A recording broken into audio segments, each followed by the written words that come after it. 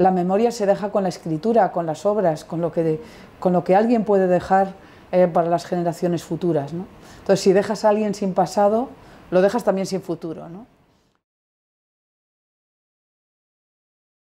Pues ha sido una de las principales estrategias que ha tenido la historia para situar a las mujeres en el lugar que los hombres han querido en este caso, ¿no? Que ha sido sobre todo dedicadas al hogar, dedicadas a los cuidados, a la familia y como parte de las posesiones familiares de los hombres. Entonces a las mujeres primero, a lo largo de la historia, se las ha apartado de los conocimientos generales. Por ejemplo, el tema de mantenernos sin alfabetizar durante parte de la historia.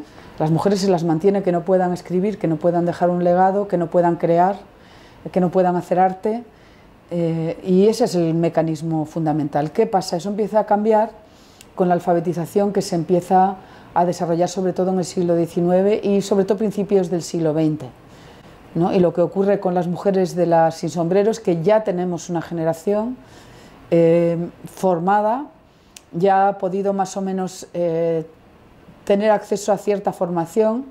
Hay que recordar que la universidad en España para las mujeres empieza en 1911, es el primer año que las mujeres pueden matricularse sin tener que pedir un permiso especial. Sin sombrero son muchas de ellas que han ido a la universidad o han formado parte de círculos de mujeres, casi todas de clase alta, que han tenido formación en sus casas, han podido educarse, han podido estar por primera vez en la historia, tal vez hacer una red de mujeres vinculadas a la formación, a la cultura, y bueno, tienes una primera generación ahí muy fuerte que dice, bueno, pues tenemos ya la capacidad de ser creadoras, ¿no? Entonces tienes pues una Maruja Mayo que se atreve a pintar, una María Teresa León que se atreve a escribir, pues porque a lo mejor tratan otros temas, pues por ejemplo, no tratan temas de la guerra, tratan temas de cuidados, ¿no? De su experiencia maternal. Entonces, esto es malo en la literatura.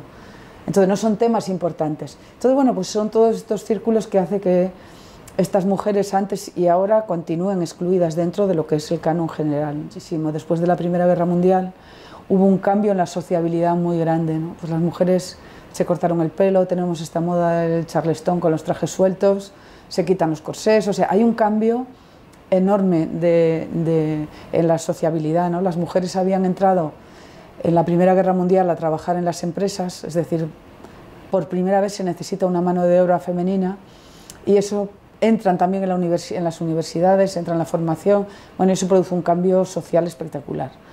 Entonces los años 20 fueron años muy ricos porque hubo mujeres que pudieron considerarse libres, ¿no? Para la creatividad, para crear, para contar, para hablar de sí mismas, ¿no?